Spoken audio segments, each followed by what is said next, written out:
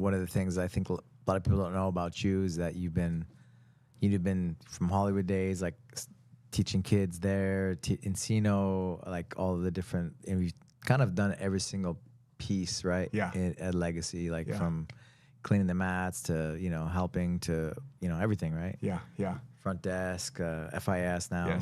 Yes. I think that's important because I think there's a difference between being a boss and a leader. And sometimes people will just tell you what to do, but if you can't lead by example, it's hard for the team to respect you.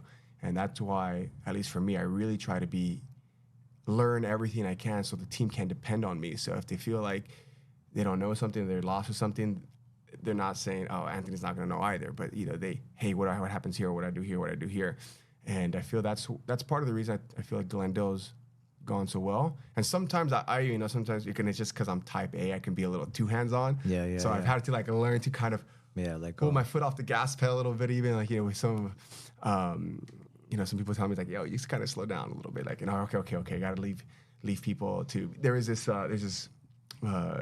guy on TikTok I saw, and he talks. He's a multimillionaire, very successful businessman, but he talks about, it's like, if you can find someone that does what you do 80% as good, just let him take it. He's like, because then that's going to give you time to go and build somewhere else and start doing this. And then if there is some slack to pick up, that's okay, because you're never going to find someone that does it exactly how you want.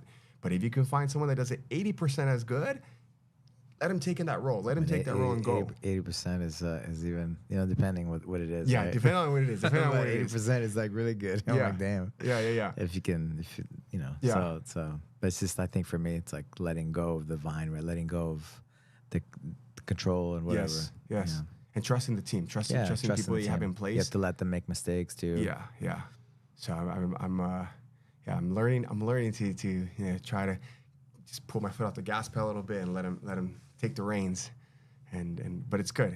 So that's really, but like you said, it's just from all the years of starting, coaching as an assistant kid, and then just working, cleaning the bathrooms, working the desk, doing all of it, working all the different gyms, teaching adult classes, classes, and then working all the gyms, really, like Burbank, it was Hollywood, Encino, all the gyms I used to have, and learning a lot through all of that. Yeah.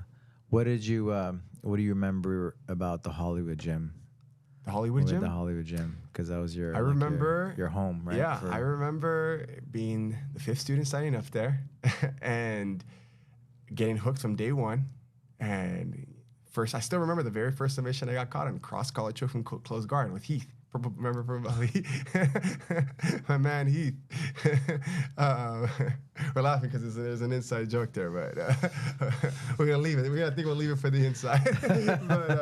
but if y'all go do a little digging, you'll find what we're talking about. But anyway, Kareem, shout out Kareem, who really